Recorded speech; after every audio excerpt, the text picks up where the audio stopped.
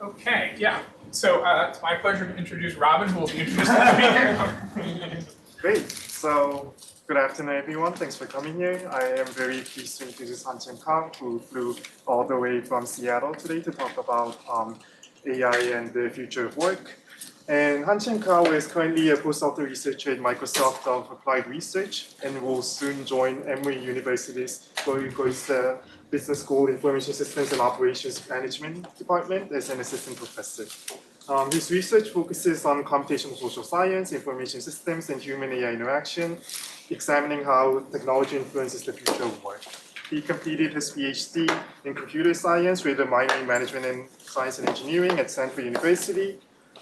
Recognized with multiple Best Paper and Honorable Mention awards, Hancheng has published across fields, including top-tier computer science conferences such as CHI and CSCW, but also leading social science journals like the American Sociological Review.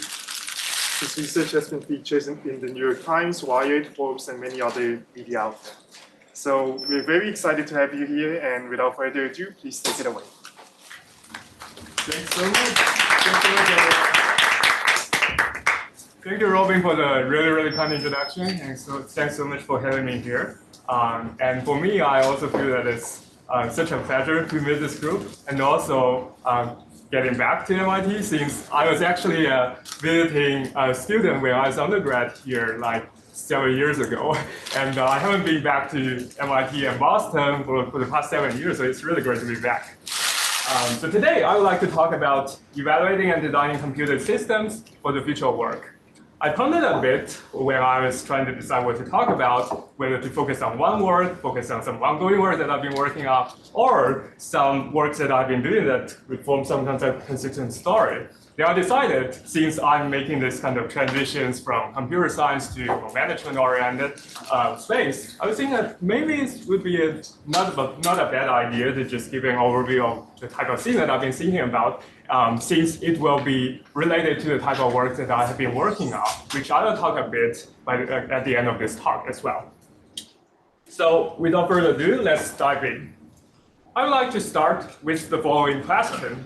What computing technology would improve human collaboration and decision-making? Well, someone from 120 years ago already had been thinking about this particular question. Arthur Mee, back in 1898, writes the following.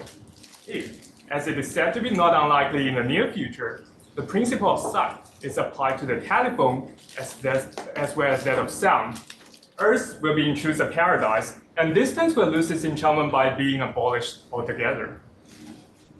As you might have guessed out, he's talking about something that is pretty much as what we know as video conferencing today. And indeed, 120 years later, now we do have a number of workplace technologies. We have Zoom, Microsoft Teams to help us get connected. We also have Slack to have easy communication with each other. We also have sophisticated software such as Quest and Vision Pro to get a different experience at the workplace. And of course, we have been relying a lot on AI these days to get our work done at the workplace, like using ChatGPT, Microsoft Copilot, and GitHub Copilot. The thing that I really wonder is, given all the advances in computing technologies, have we developed the ideal workplace? Are we living in a paradise as suggested by Arthur Mee 120 years ago? But the answer is quite unclear. There have been mixed views on current workplace technologies.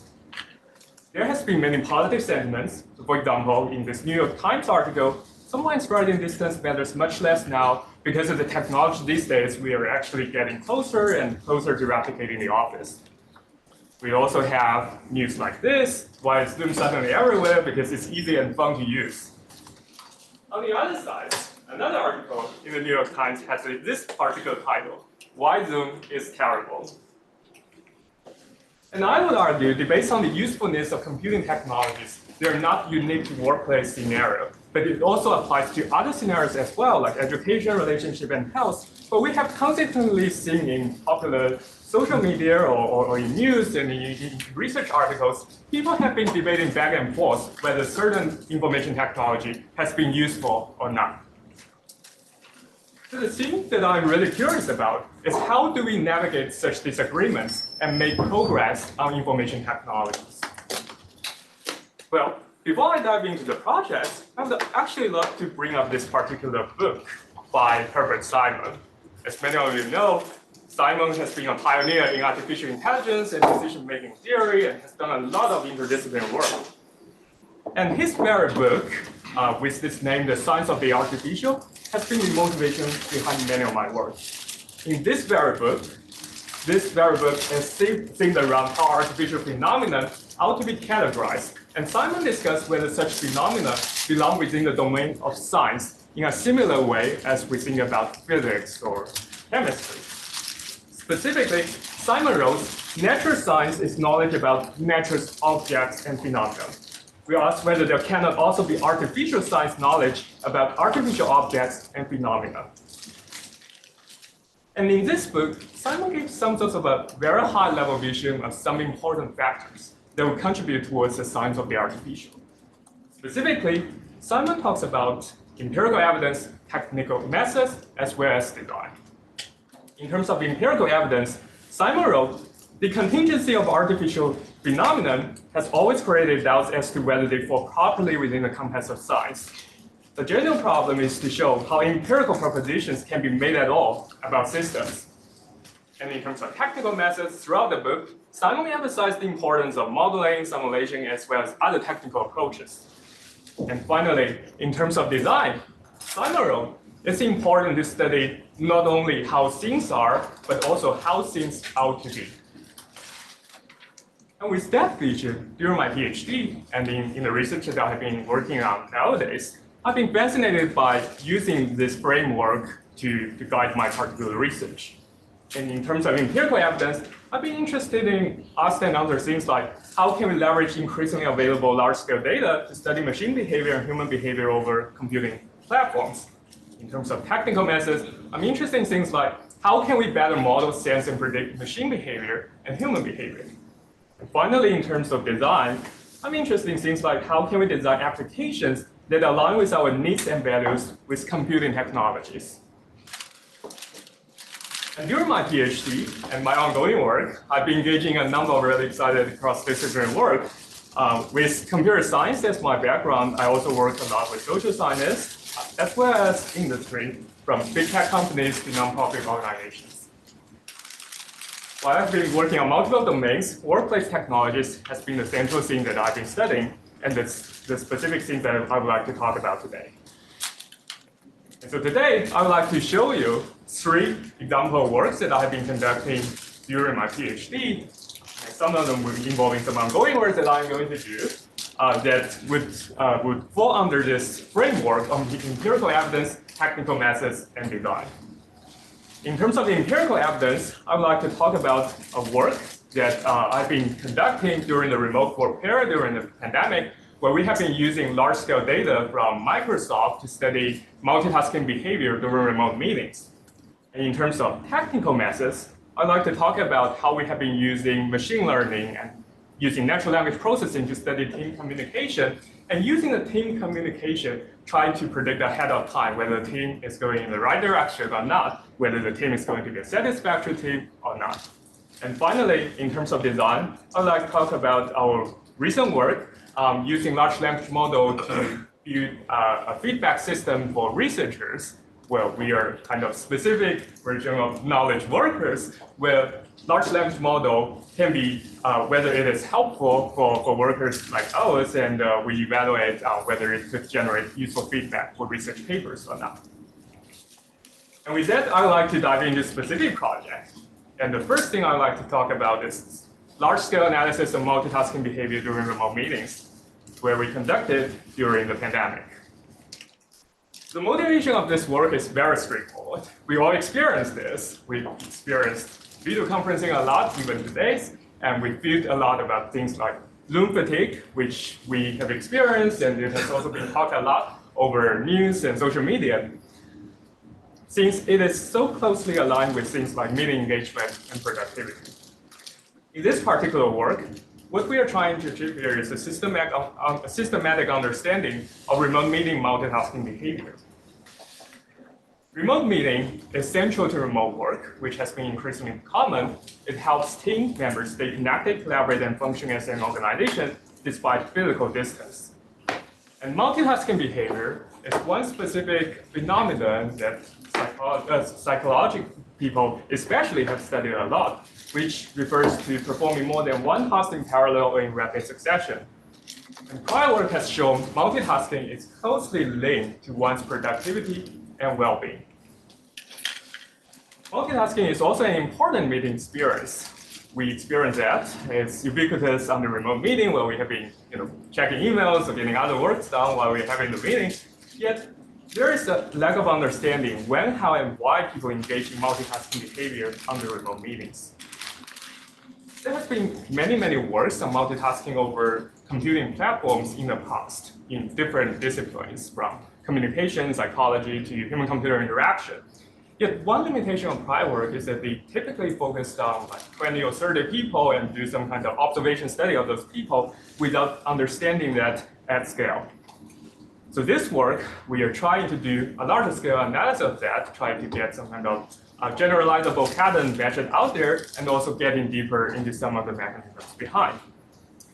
A number of research questions that we seek to address here. First of all, how much multitasking is happening during remote meetings? Secondly, what factors associated with multitasking during remote meetings? Thirdly, what do people do when multitasking during remote meetings? And finally, what are some of the consequences of multitasking during remote meetings?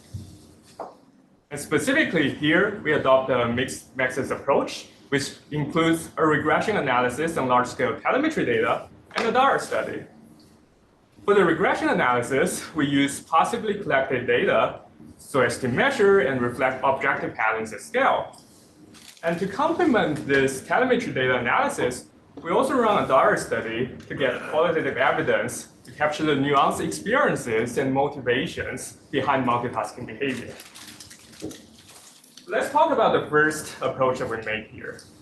In terms of the telemetry data, we use some resources from Microsoft, where we collected in total 4 separate week-long snapshots from February to May 2020 of all Microsoft employees in US, where we have their meeting-related actions from Microsoft Teams, email usage data from Microsoft Outlook, as well as file edits data from SharePoint and OneDrive. Using this particular data, we first derive meeting durations, meeting size, meeting types, hour of day of the week. There's a number of meeting characteristics. And then we join all the different data sources available by unique user identifier, which in this case is Microsoft user ID. For each meeting user pair, we labeled it as email multitasking if the user was found to have at least one active email action during the meeting. Otherwise, we assign a non-multitasking label. And after that, we run a regression analysis to understand the relationships between multitasking and meeting characteristics. And to complement this analysis, we also do this qualitative part where we run a DAR study, which happens roughly at the same time as the telemetry data. In total, collected over 800 responses, where we have the survey question, what have you noticed about multitasking in your recent online meetings? So here are the things that we find. First of all, in terms of the volume, we find from February to May, around 30% of meetings involve email multitasking, and around 25% of meetings involve file multitasking. Is that one person in the meeting doing something with their email? Yeah, this is basically a person meeting pair. Okay. So outside this person meeting pair, what's the proportion that have this? We observe this particular multitasking behavior. Okay.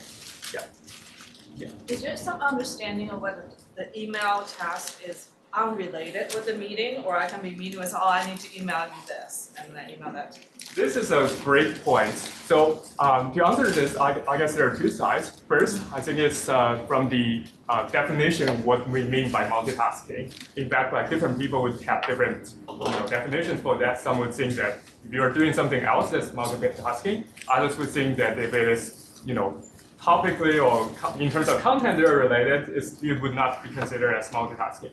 So here in our case, from the empirical standpoint, we are not able to differentiate that because of the privacy reasons. So here we're treating them as multitasking, but indeed, there could be lots of email or even file edits that are related to that meeting itself. So that's why we also have this kind of qualitative part, trying to see what's the effects out there.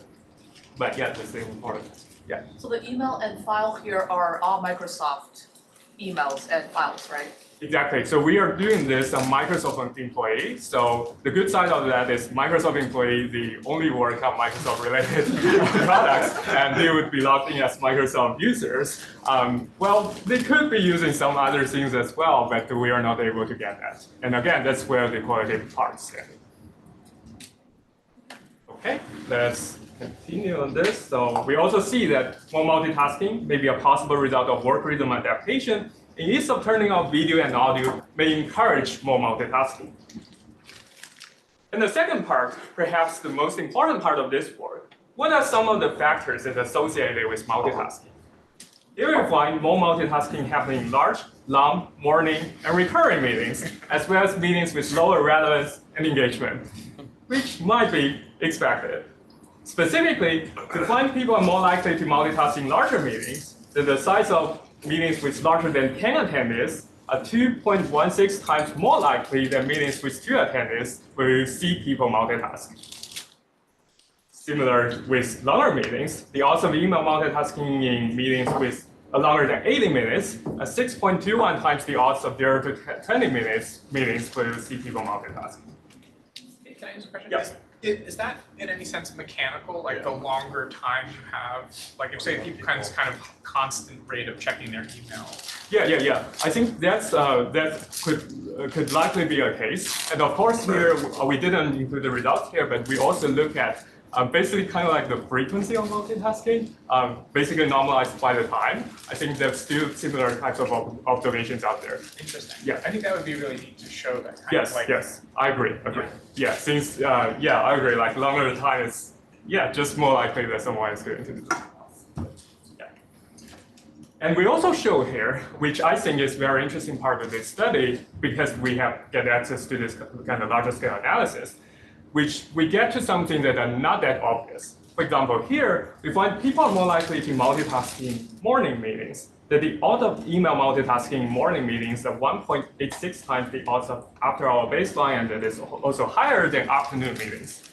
We get some kind of evidence from the qualitative part. For example, this person is saying, I will try to glimpse at email more if a meeting is the first thing I do for the work in the morning, so that's schedule related. Similarly, we also find that people are more likely to multitask in recurring meetings. In recurring meetings, the odds of email multitasking is 1.59 times the odds of one-off meetings. And we also get some evidence from people as well.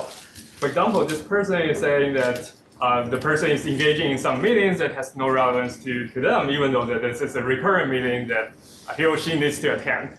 So that just ends up in multitasking. So given all of this, the thing that we really want to think about is, could a recurring meeting be an email instead?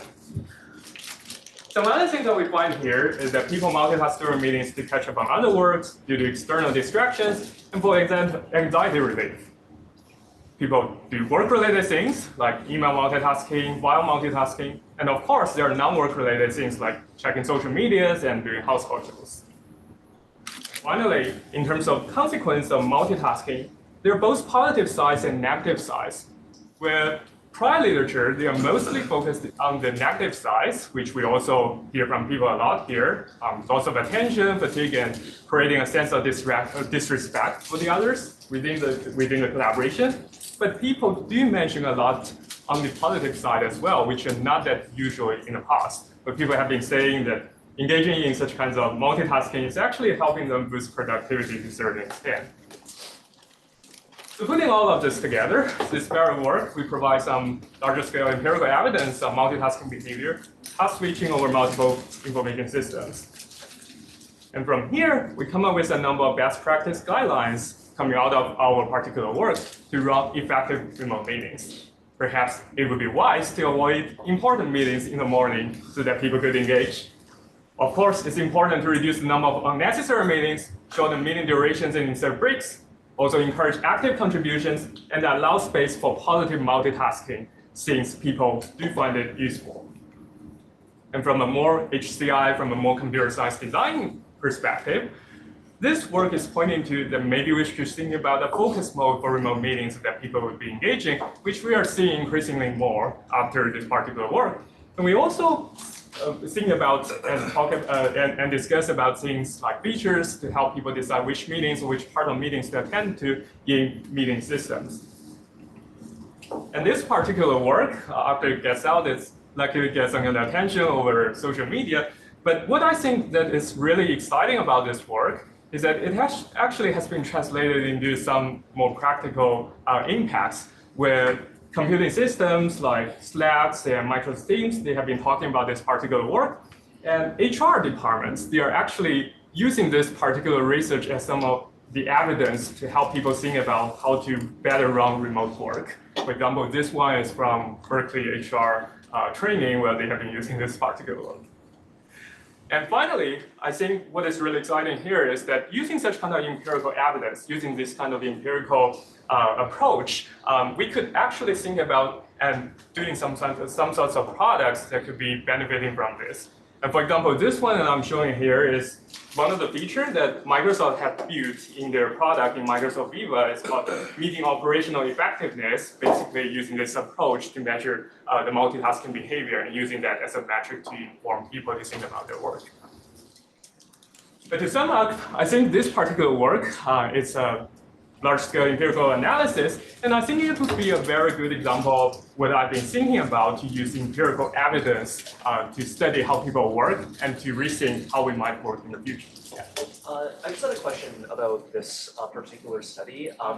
In research question 3, you kind of like have a qualitative survey of like what people are spending their times on if they're multitasking. Yes. Did you like do any categorization of like these are the kinds of things that would go away if like, for example, the worker was actually like in an office taking this meeting rather than like doing that at home? I'm just like wondering in the context of like a lot of RTO policies, tech companies these days, and wondering like if you could use your study as early evidence to characterize the impact or something like that. Yes.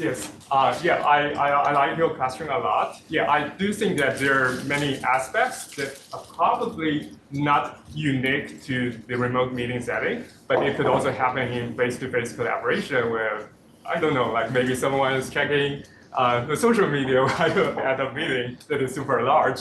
But yeah, this particular work, we are trying to document what we see and hear from people at the remote meeting settings. So some of them, they're mostly focusing on this scenario, but we didn't really do this kind of classifications where what is more likely to happen in remote meetings compared to face-to-face setting, simply because back then we don't have the data. Yeah. But perhaps I think it could be a really interesting discussion, like what stays there that happens more in the remote setting compared to the others. From anecdotal evidence, it just seems to me that like a lot of these tech companies, even when they force you to come back to the office, you're still taking the meeting like from your desk or something, just instead of home remotely. So it'd be interesting to see like, so you would still be able to check your phone, but like you wouldn't be able to watch your pot of pasta boil or something. Exactly. Yes.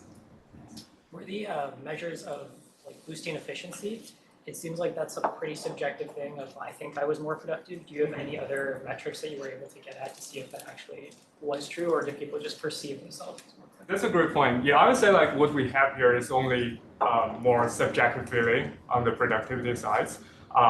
We also have some kind of other measures which are not directly asking them through a survey but looking at,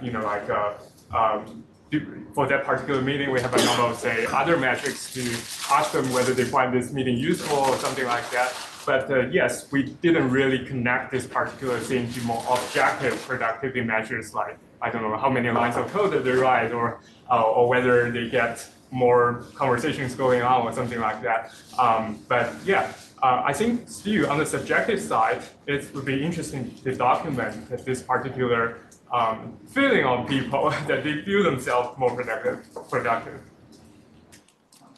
Do you have any feelings or measures of how people feel about their peers when they're multitasking? So if I'm giving a talk and I see someone kind of checking their email, I feel kind of yucky about it. Do you have any of those kinds of measures? Yes, exactly. I think I've been actually include some quotes right here. Like for example, the last one. So we definitely have heard people that they say that if someone is So someone is multitasking, it feels that that person is not super engaged in this collaboration, and so they feel that it's kind of like a disrespect of behavior. But on the other side, one very interesting that we discussed a little bit in the paper is that this perception is actually evolving over time. Where at the beginning of the remote work era, people just feel that if you have your camera off, you are appearing to do something else that's not okay. But as time goes on, maybe some of them they have started to do that multitasking on their own as well. They started to experience that could be a very common thing that is not unique about any individuals, and that's partly one of the reasons why we are suggesting that perhaps we should think about allowing space for positive multitasking. We should be rethinking about this particular culture, because it doesn't necessarily mean that that person is not paying attention on purpose. Maybe there's some other reasons for that, and not all meetings need your full attention as well. Maybe brainstorming or some sessions will needs active engagement, but other things maybe it's okay to do some other things, depending on the teams and their perceptions. So yeah, we do see that, and it's also interesting in the sense that it's kind of like a time-evolving culture. Thank you. Okay, let's talk about the second project then.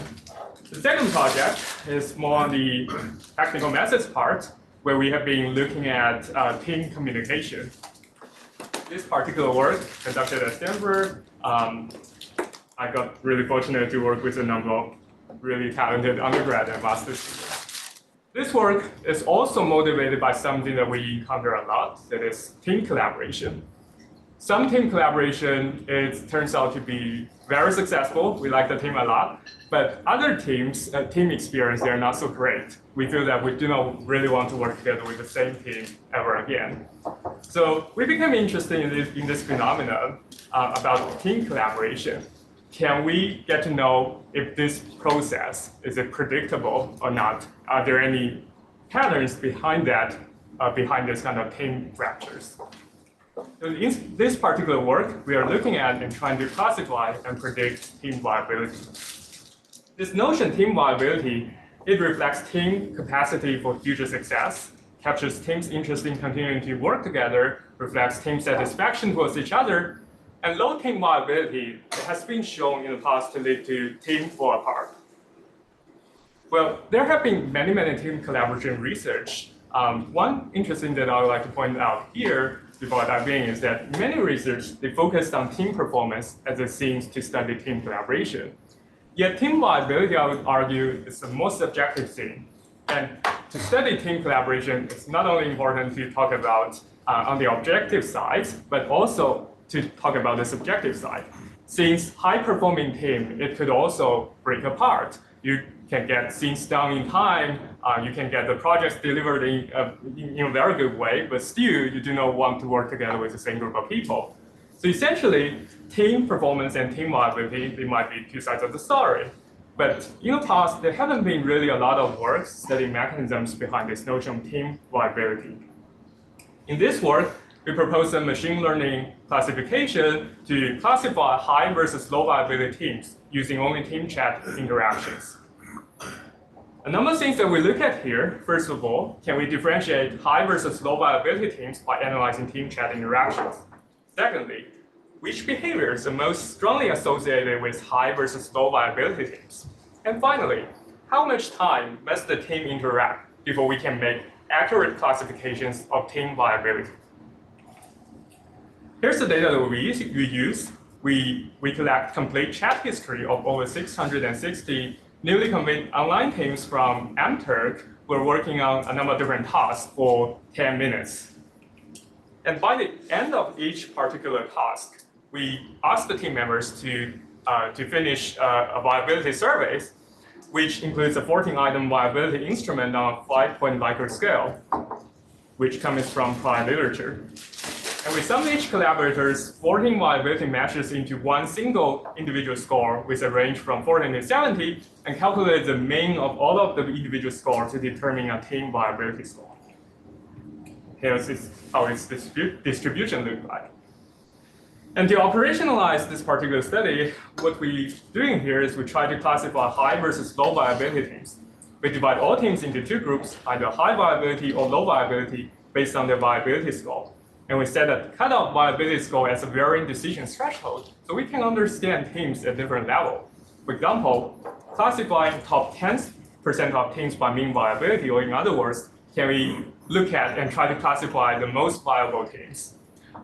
We can also do things like classify the median percentile teams by mean viability, as well as classify the top 90th percentile teams by mean viability, which in other words is, can we classify the least viable teams? We conducted the analysis and experiment using a number classification model in our paper, but here, for the purpose of this presentation, I just picked up the simplest model using the logistic regressions is most explainable.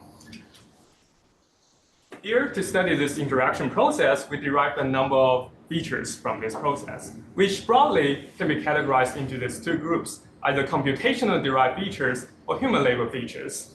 Where for the computational derived features, we derive things like word pattern features like message counts and return taking, as well as linguistic features like basically the loop categories, what the specific word traits of those team members, as well as the sentiments of those conversations. On the human label side, we would like to speak more to the past literature in social science. So we asked a different group of MTurk workers to manually read and code the transcripts on a number of dimensions, like whether they see, for example, this particular team, whether there's any social loafing going on, or whether there's frustration out there. But we asked people to rate what they see from this conversation. And here's what we find from this study. First of all, we find that using this approach, team viability can be classified with pretty good performance. Classifying top 50 percentile viable teams yields 0.76 AUC. And in fact, classifying the top 10 percentile viable teams, or basically the most viable team, yields an even better performance, which is 0.9 AUC. This is interesting in the sense that this observation that it's easier to classify the most viable teams suggests that maybe the most viable teams, they have behavior traits that are pretty well captured by what we have over the feature sets, whereas less viable teams, they may share different behavior patterns that are not that well captured. They might break apart for different reasons. Another thing that is kind of interesting here is on the figures on the right-hand side, where the y-axis is the performance of this classification, and the x-axis is the percentile of viable split. And here there are three curves representing the classification results using different combinations of the feature sets. For example, the orange one indicates the prediction results using the classification results using human label features. The green curve represents, well, the blue curve represents the computational derived features classification results, and the green curve represents combining the human label features and the computational derived features. As you can see here, the blue curve appears to be higher than the others, which indicates that by using computational derived features here, we probably can get to a pretty good performance out of this, this classification. It's better than human label features, and it is better than combining two feature sets together, which is kind of interesting in the sense that maybe by using some automatic approach through algorithms, we could get pretty good performance out of this particular classification. Sorry, Hancheng.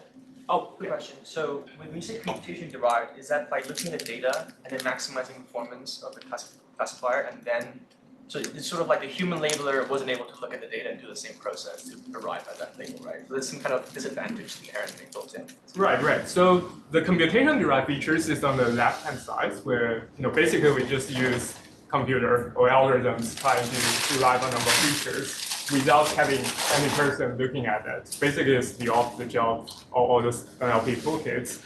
Whereas the human label features it's more like people are given those tasks and they rate whether they think those dimensions they exist or not. So the computation derived features basically meaning that you can only use you basically using the algorithms to derive all of them. But the algorithm uses the data to figure out how to best create these features, right? Like how many categories to create, or how many, yeah, basically like the way you feature engineer the computational method is that you have to look at the data and then train it on some kind of metric of like prediction.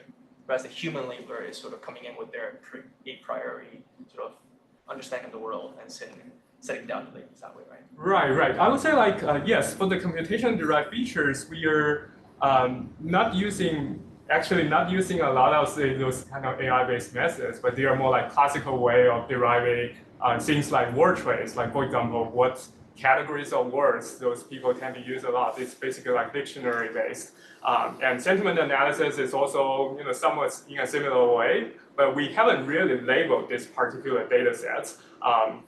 Like especially in this team communication setting, it's mostly from those generic literature, generic approach on studying text. Yeah. Kind of as a follow-up question, Yes. for the human label features, so just to clarify, did the participants come up with the features and then rate them, or did you come up with the features and have participants rate them? Yeah, we came up with this list of features. There are a lot of them that we didn't include here, but in the paper. But basically, those are the things that people who have studied team collaboration, they have been talking about. Those mechanisms could play a role in the team performance. So we just use those dimensions and their specific measurement instruments and asking MTurk, those different groups of people to read those things and decide whether they think those things are happening on those teams or not. So it seems like the features are very different between the two. Yes. Is that right? Yes, that's true. Yeah, this work is conducted trial large language model, and so back then, like the algorithms, it is focusing on certain categories of things, whereas there are many instruments that are really hard to derive from algorithms back then, like how to detect social loafing back then. I think this could be a computer science problem back then as well. So yeah, these two sets here are very different. So when you measure the viability across teams, were all these teams, were there any sort of hierarchy between the team members, or were all team members given the equal role? And yeah. That's a great point. So we are studying a quite simple setting here in this particular work where those team members, they are actually, there's no hierarchy and they do not really know each other and they are only on a pretty short-term task, like it's only 10 minutes. So I would say like it's quite different from many of the like real-world workplace tasks, but yeah, this is more like in a crowdsourcing, like in an online platform setting. But yeah, we do have a number of follow-ups using more realistic data, like real-world software engineering teams after this particular work, which we're showing like there's something similar going on.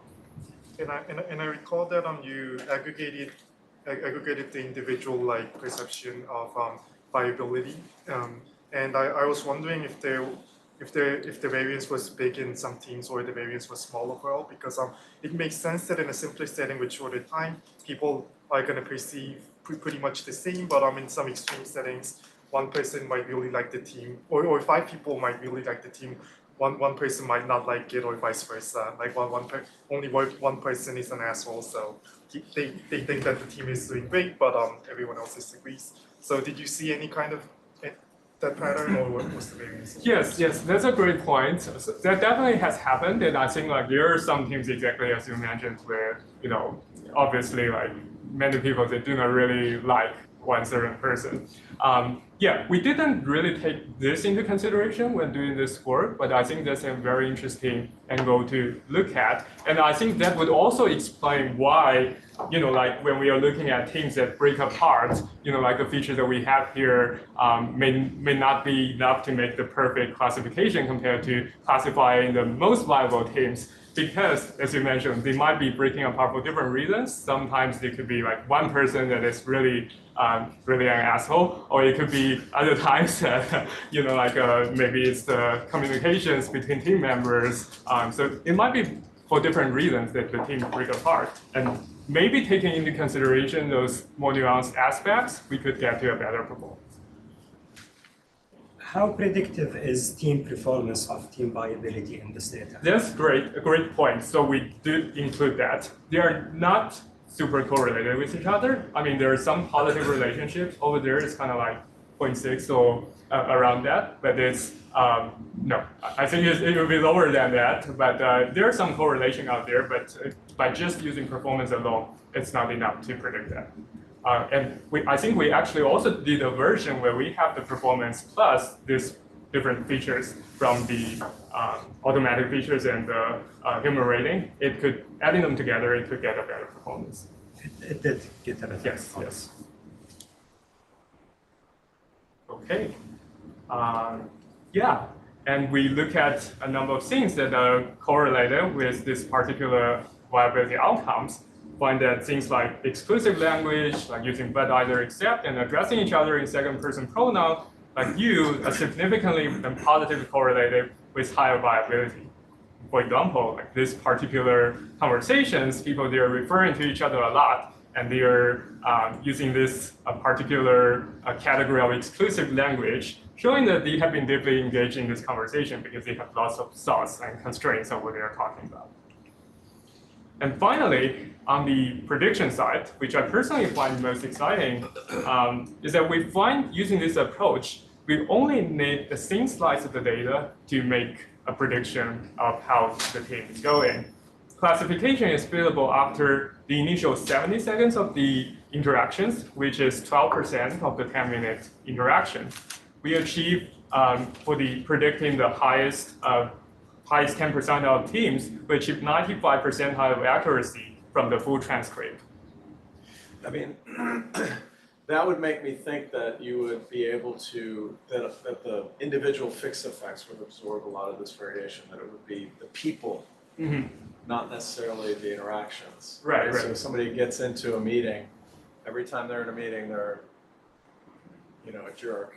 And that's why after 70 seconds on any particular team, you can identify it. So are these teams repeated teams? Where people are in more than one team? And is this with fixed effects for individuals? Or? That's a great point. So we actually, I didn't cover this, but we actually, in the paper, we have different setup. So there are some times where it is the new teams working for the first time. But there are some other conditions where we have the same group of people working together for a second time, knowing that they are working together with the same group. And we have another condition where it's basically the same group of people working together, but we manipulate the name that they show to each other. So basically they appear they are working together with a different group, but in fact they are with the same group of people. So this interesting thing that we find out there is that we find for those teams who work together for the second time, knowing that they have been working together with the same team, if the team falls apart in the first round, very likely it's going to fall apart again, maybe because it's the fact that you're thinking about. But if they do not know they are working together with the same group of people, but actually working with the same group of people, that actually appears to be the same as a new team coming together. So that would mitigate some of the explanations on the fixed effect. But again, this is in an online setting, so I'm sure like maybe in face-to-face setting there are some different things going on. But yeah, those are some of the things that we observe there. Okay, so just to quickly sum up this work, we study team viability, which seems to be driven by some things that could be captured and explained by work and linguistic patterns that could be extracted in an automatic way. And beyond that, I think it's interesting to think about this particular work from a computer systems perspective, since we can use automatic features to make this classification pretty well. Maybe it could enable early detection of low viability teams and even enable some interventions and recommendations to the teams before the team falls into trouble. And finally, we have a working prototype. Feel free to try out how your communication with the team is going. Yeah, and I have a last word to present. I know I don't have much time, but I'll quickly go through the high-level idea of that. The final work is studying more on the design side, so looking at how we might be using computing technologies to rethink about how people might be working in the future. And in this case, we are looking at, we researchers, how we are conducting our work. And specifically, this very paper, we are looking at feedback. And as we know, feedback in science is super important. It melts insights of different people to improve the research work. And it also lays the foundation of rigorous research. And in this case, we are looking at one specific channel of scientific feedback, which is peer review. And we all know, like, and have experienced that peer review nowadays, it has lots of issues. There have been increasing number of paper submissions every year, especially in fields like computer science. And people have been constantly complaining about the peer review process, where reviewers, they feel they are overloaded and they burn out. They are assigned a lot of papers to review that they have no time to do a good job of. And error coordinators and journals, they have been complaining as well, because it's simply so hard to find reviewers who have time. So it has been discussed a lot over social media as well as in the research community. And from the other side, there's also this issue where specific categories of researchers, especially from under-resourced background, they might have even harder time getting timely and quality feedback, like junior researchers or researchers from non-elite institutes. Perhaps it is even harder for them to get feedback, especially if they are in a journal field. If the paper gets desk rejected, they may receive nothing at all. So in this case, what we are curious about is, given all the advances of LLM, can LLM provide useful feedback on research papers? So here, we build a particular tool. This tool, we can have people upload their PDFs of the paper, we parse the paper, and we use some prompts to let GPT-4 generate some feedback back to the authors in a way that is similar to actual peer review. So we proceed to evaluate this particular work, which includes mixed methods design, including a retrospective evaluation and a prospective user study and survey. But in the retrospective evaluation, we compared what has been generated by LLM versus what has been generated by human in the past from actual peer review. In the second study, we launched this particular tool and sent it to authors and having them to upload their own papers and to see whether they like the generated output from LLM or not, whether that's helpful for them or not. This first work, we first curated two data sets. First part includes data from Nature family journals, including over 3,000 papers and over 8,700 human reader reviews. And the second set from ICLR, a top computer science conference that is focusing on deep learning, with over 1,700 papers and over 6,500 human reader reviews. And we specifically choose these two data sets to cover papers of different characteristics. Nature family journals, they cover many different fields and from journals of different impact level, yet its limitation is we only have reviews for like a proportion of accepted papers where the authors agree to review the process of the review. Whereas the ICLR dataset is focusing on one particular field, but it contains reviews of all the papers submitted to that particular conference, of both accepted and rejected papers, since it's held over open review platform.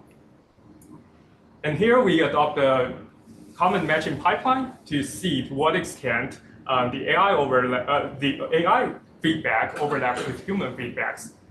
Here, the specific thing that we do here is we first do a summarization of the key comments from this feedback. And then we ask LLM to compare to what extent the summarized key points they align with each other. We do the summarization because we do not want LLM just to focus on like very low level linguistic similarity, but we want them to focus on the higher level points. And specifically by using this kind of overlap matching and calculate the overlap coefficient, we evaluate that on through human and finding this pipeline have pretty good alignment with what human would rate. And here are the major results from this particular study. First, we find that around 30% of the comments raised by GPT-4 overlap with comments from an individual human reviewer for that particular paper. Just to put that into context, this overlap is in similar level as what you would get from one human reviewer versus another human reviewer for the same paper. This holds true for ICLR as well, where we see similar level overlap between AI generated feedback versus human feedback, and human feedback versus another human feedback for the same paper. This holds true for different fields. And another interesting thing when we look at this feedback stratified by rejected papers and accepted papers is that we find LLM feedback, it overlaps more with feedback from human rejected papers. And this is interesting in the sense that it's suggesting that LLM feedback could be especially helpful for papers that get rejected, which arguably are papers that may need more attention to. Another thing we look at is we try to see if LLM is just generating generic feedback that applies to every paper or not, because you might argue that LLM is always saying this paper lacks novelty or something like that that applies to all the paper, and that's why we see that there's a high overlap. But we designed this kind of random shuffling exercise where we randomly match the LLM feedback to a different paper and trying to see if the overlap remains the same or not. Because if it's the feedback is generic, then we would expect to see that there's no change in the overlap. But in fact, after this shuffling, we see that the overlap, it decreased significantly, meaning that this feedback is indeed specific to that paper to a certain extent. We also find that comments raised by multiple human reviewers, they are more likely to be hit by AI, arguably more important thing people have been raised. Sorry, so one, I think there's a question in the chat, and then two, I have a separate question. So my question is, do you know whether or not your training data is already in the GPT training data? That's a great point. So yeah, I actually included that on the slides, but didn't go through that. We are only looking at data after the training data cutoff date of GPT-4. Back then, I think it's November 2021 when we were running this study, but we only include data that is submitted afterwards. So that's how we try to get the data out of the training data. Okay, and I guess the final thing that I would like to, Yeah, I have a quick question. So, at least from my personal experience, the human tail in terms of the quality of the reviews is really, really not good. Yeah. And so I was wondering, is there a way for you to, because it shouldn't be the average review, I guess, shouldn't be really the benchmark. The benchmark should be the good reviews, right? Because there is a big, big difference. That's my personal experience. Yes. So is there a way to address this in your Yes. Yeah, I think that's a great point. So currently, we didn't really distinguish that because it's a little bit hard and unclear how do we select those good reviews from those bad reviews. I mean, there are some conferences that have awarded good reviewers, but that set of data is a little bit hard to get now. But yeah, I think the next step for this particular work, it would be really interesting to collect those data that people would regard as good reviews and using that as a training set for this particular model and training this, fine-tune the model, for example, to get some kind of feedback that could be more helpful to the authors. But here we are just showing kind of like a lower bound where LLM could get, and still it is performing not bad, it's performing okay and having similar, the characteristics that I show. And of course, this has a number of issues as well. So the Nature journals and the iClear, are the prompts the same for GPT or they're different? Right, that's a good point. So we changed that a little bit because we are largely the prompts is based on the review guidelines for the two different venues. So you could think of CS, they have different criteria what people are looking at, whereas Nature, they have different other sides of things that people are looking at. So yeah, we changed that based on the specific venues. Can I propose a follow-on study? Yeah. So, all the journals have this kind of step where they build the PDF for you and you have to click and see if it's fine. Right. You could talk a journal into doing an RCT where a treatment group of authors gets this report and then has the option if they want to make any changes. Yes. It would be a nice kind of revealed preference measure. Do they find it useful? I like this proposal a lot. Yeah, I think that's a great direction. One thing just to quickly note here is that we are actually already starting like an RCT on this. But basically we we have reached out to like many archive authors. One group, they have been treated using this particular tool, and the other group, we just track their papers. And we already sent out this particular study, and what we are doing right now is we are trying to see after some time whether those treated group, whether their paper they get say revised more, whether their paper gets more likely to get into a publication or not, or even like whether those papers they are likely to get higher citation count or not. So that's something that we are doing. But yeah, I like the idea of working on What that. kind of nice is you could see the diff, like you could get their submission, you could get the report, then you could see what they changed, if anything at all. Exactly. Yes. Yeah, like that. Okay, I know the time is up. So yeah, but the user study largely correlates with what we find over the first part, where people find it helpful and more beneficial than feedback from some human reviewers. Okay, I guess I'll just wrap up here. Maybe not having enough time to talk about the future work, but I have some other works looking at to what extent people have been using GPT in their work, in their writing, in the peer review, and finding that, you know, many times there's people like using LLM for peer review, like around 10% or 20% of text has been generated by LLM. Another thing that I've been working on is to look at how human AI interaction would work at the workplace, looking at how people, what's the different criterion people are thinking about in terms of the agency, in terms of the privacy performance trade-off, and have been launching that with working that with a number of organizations. Finally, at Microsoft, I've been working on a number of simulations as well, and specifically have been looking at can we simulate human behavior based on persona and product description and try to see whether we could simulate how people they are using certain information technologies or products on a number of dimensions, and we're seeing whether we could try to evaluate that using some Microsoft data and user study. But yeah, with that, I would like to wrap up, and thanks so much for being here.